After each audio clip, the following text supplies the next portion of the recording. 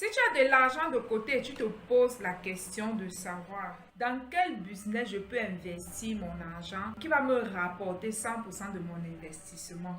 Également pour toi qui as pour ambition de retourner en Afrique et tu te demandes si j'y retourne, dans quoi investir pour que mon retour en Afrique soit une réussite totale?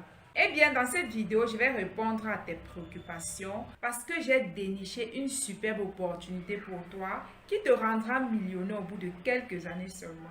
Alors, de quoi s'agit-il?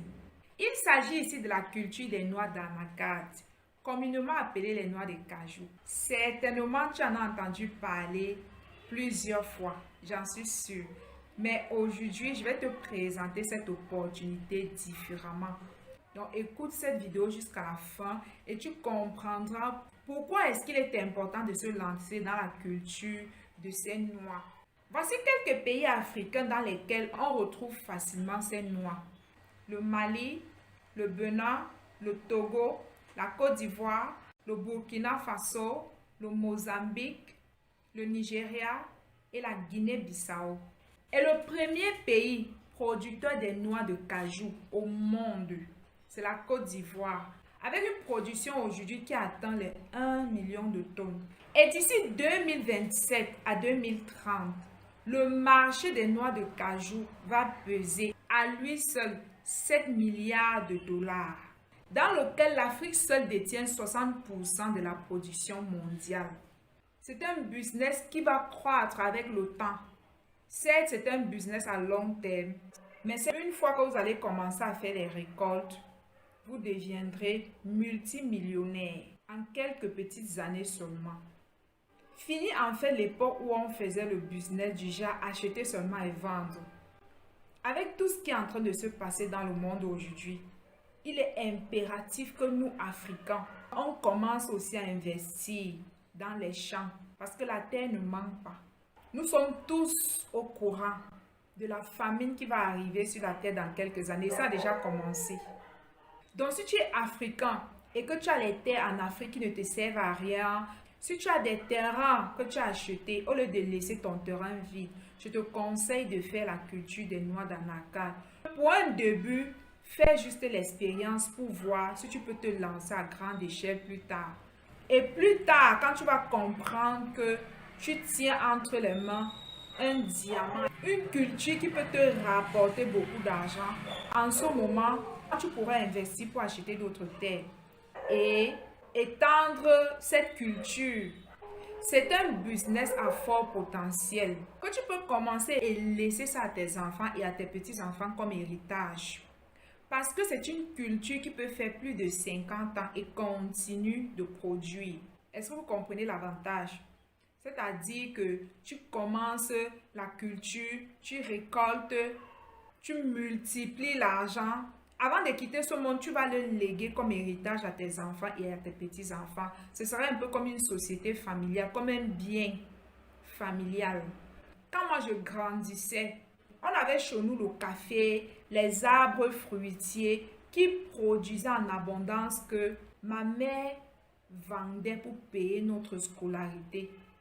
Parce que moi, je suis orpheline depuis, je crois, l'âge de 4 ou 5 ans.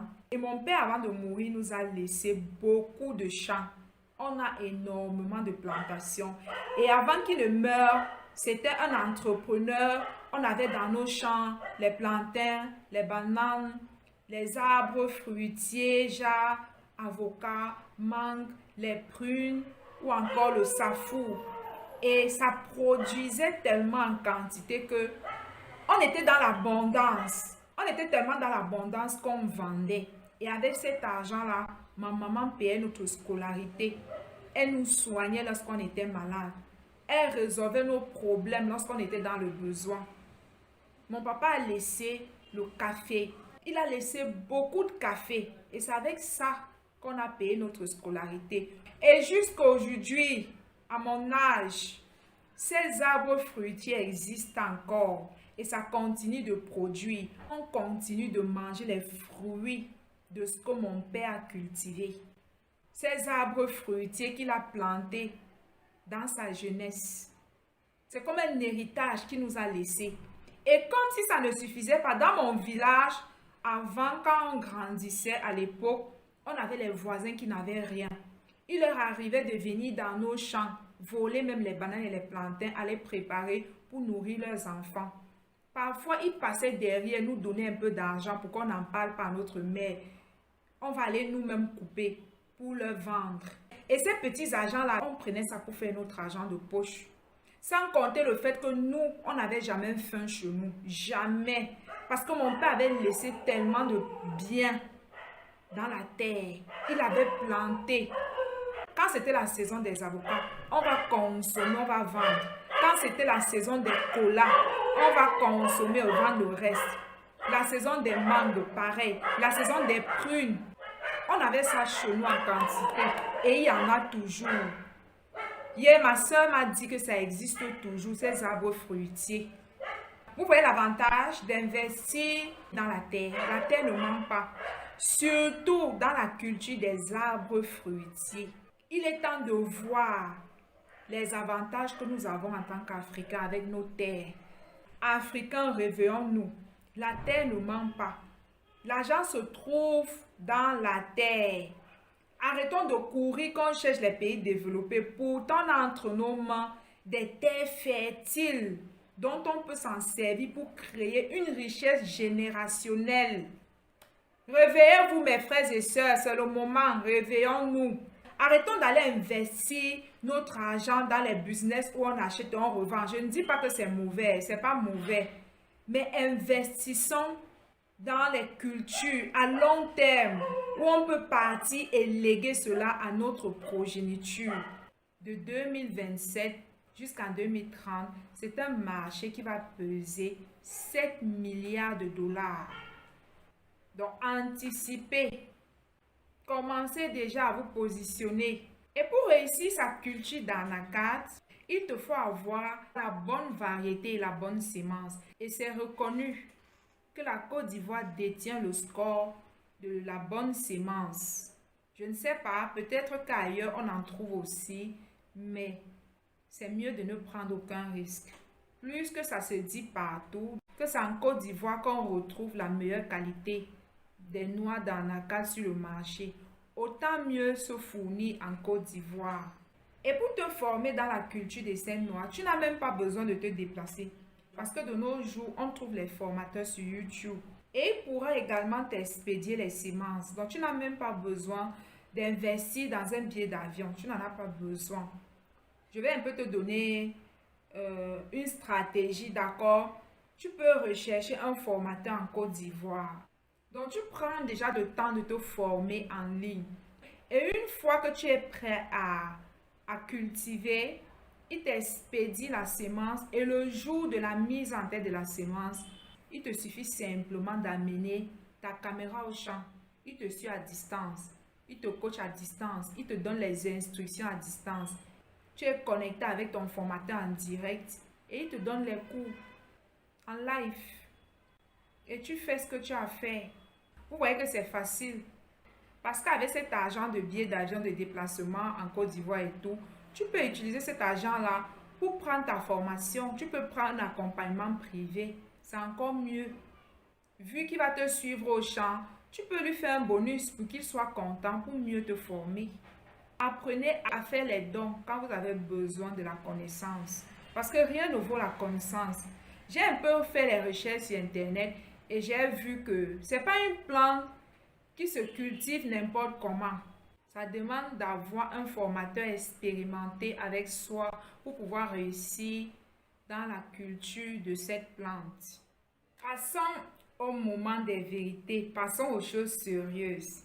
J'en suis sûre que c'est l'information que vous attendez tous. Je vais vous la donner.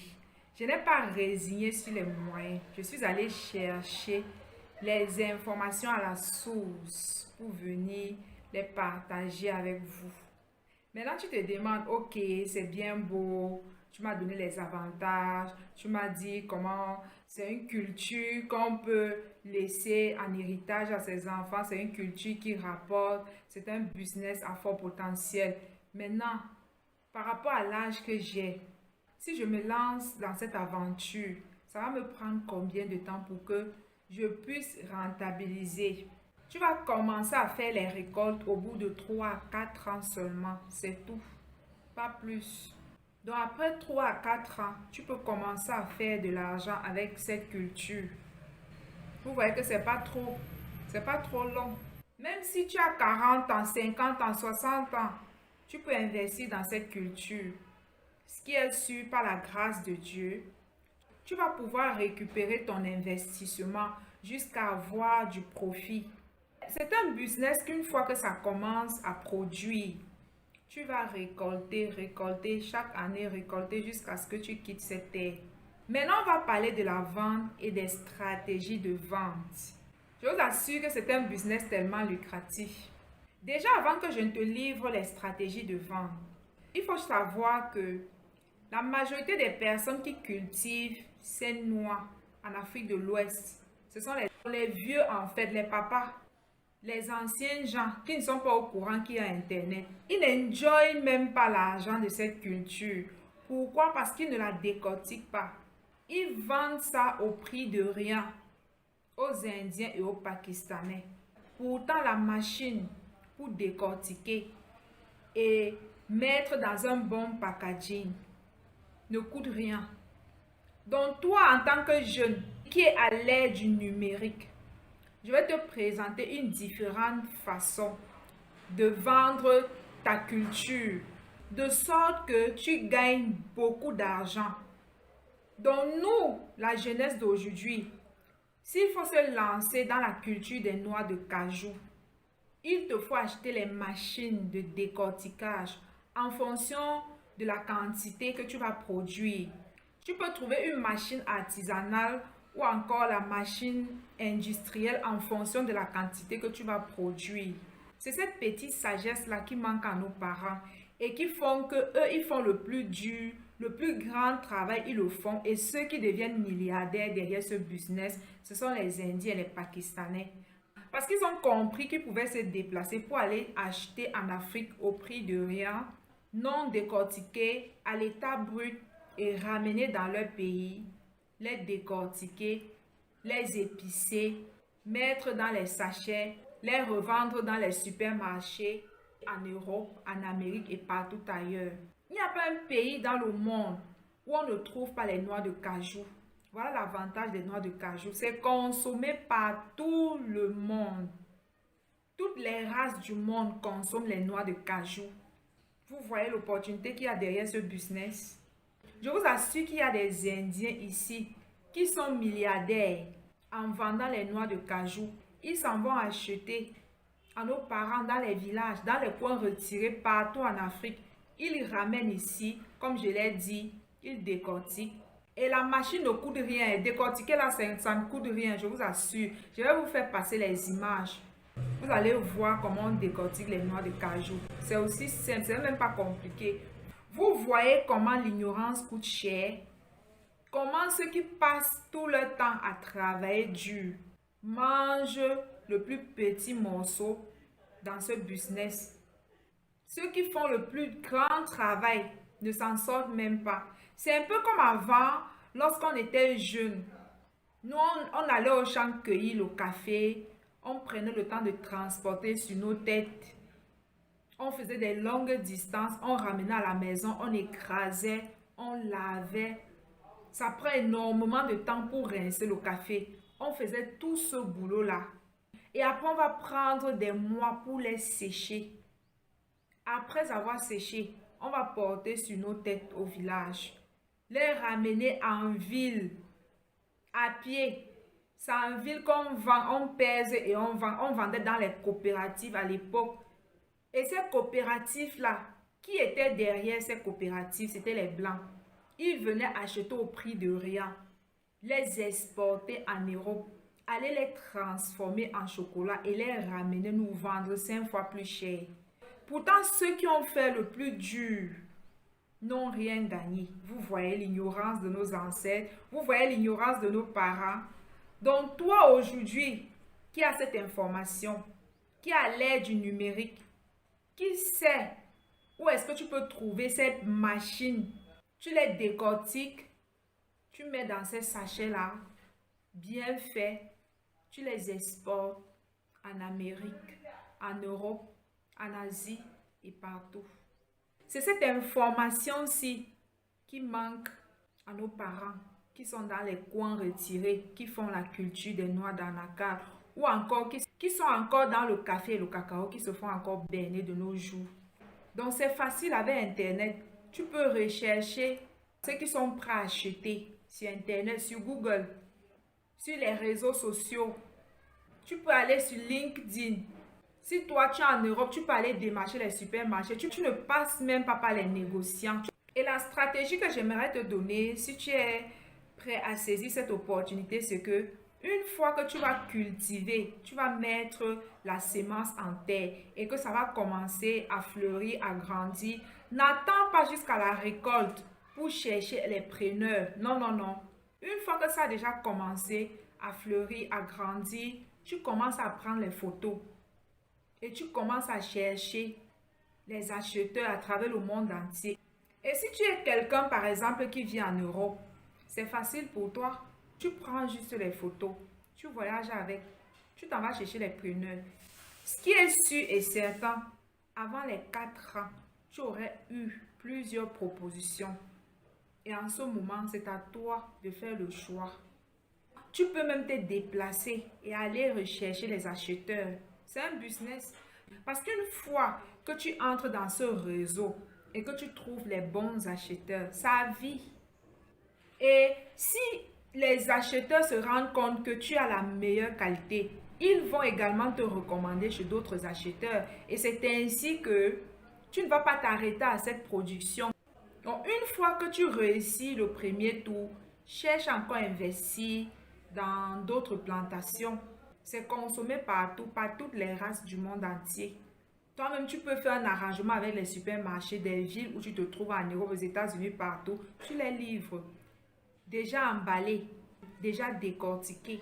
Et regarde l'argent, le million que tu vas te faire. Tu peux chercher les preneurs ou les acheteurs en Chine, en Europe, en Amérique, en Russie. Réveillez-vous, mes frères et sœurs. Réveillons-nous. Également, tu peux mettre ça sur un site internet. Tu fais une publicité sur Facebook en fonction des pays où tu veux trouver les acheteurs. Tu peux avoir un site internet. Tu lances une petite publicité sur Facebook régulièrement. Je t'assure qu'avant les 3-4 ans, tu aurais trouvé des millions de preneurs. Et en ce moment, c'est toi qui vas choisir avec qui tu veux faire affaire en fonction de ce qu'on te propose. Tu peux lancer une publicité sur TikTok. Tu peux aller sur Google. Tu cherches les entreprises, les particuliers même, les supermarchés.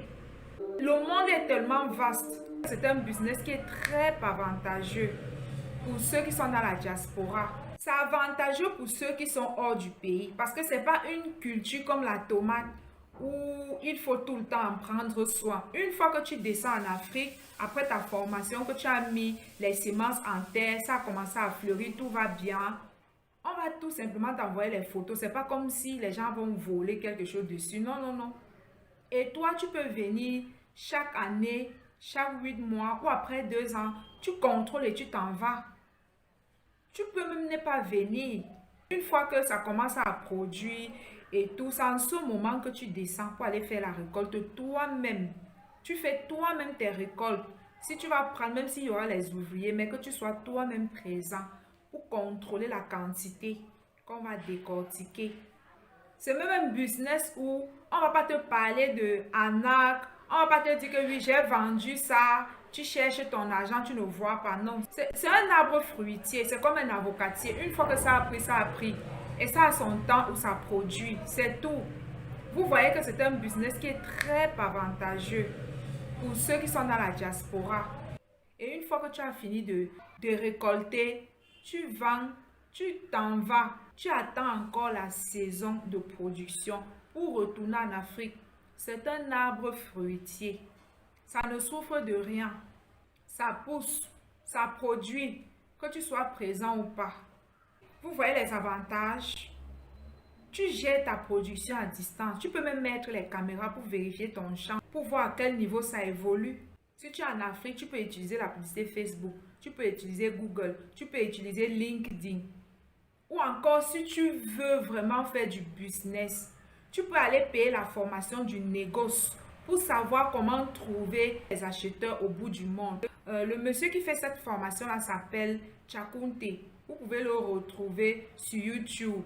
N'allez pas vers les amateurs. Et lui, il a l'habitude de le faire aux Seychelles et tout et consort. C'est un monsieur que je suis de temps en temps. Lui, il forme les gens à faire dans le négoce des matières premières. Donc, vous pouvez aller prendre cette formation-là. Vous vous spécialisez uniquement dans la vente de vos noix de cajou. Si vous ne voulez pas vous casser la tête, même si tu es en Afrique, tu peux aller faire cette formation pour ne même pas te casser la tête. Comme ça, tu sais déjà que quand j'ai besoin de vendre mes noix, voilà où est-ce que je trouve les acheteurs. Casse-tête. Et plus tard, tu auras le carnet d'adresse de tous ces acheteurs-là et tu pourrais facilement faire ton business. Je vous ai donné toutes les clés pour réussir dans ce business de culture de noix d'anacarde. Vous avez toutes les cartes en main. Et je vous ai gardé le meilleur pour la fin. Je vais vous laisser écouter cette vidéo. Je l'ai trouvée sur YouTube. Dans la culture des noix d'anacarde, il y a plusieurs avantages. C'est une culture qu'on peut tout transformer, rien à jeter. Et pour le moment, en Afrique, on jette ses fruits. On ne récolte que la graine. Le fruit est jeté. Pourtant, c'est un fruit qu'on peut utiliser pour faire du vin. Je n'en dis pas trop. Je vous laisse écouter cette vidéo qui a été réalisée en Côte d'Ivoire. Du vin, du champagne, du jus, de la liqueur, du tourteau, de l'aloco et des aliments pour bébés. Ces produits, tous dérivés de la pomme de l'anacarde, sont en expérimentation dans la sous-préfecture de Kofi à Mokro. Lorsque vous prenez la pomme, vous avez le jus. Ce jus-là, si vous le laissez pendant un certain temps, il fermente.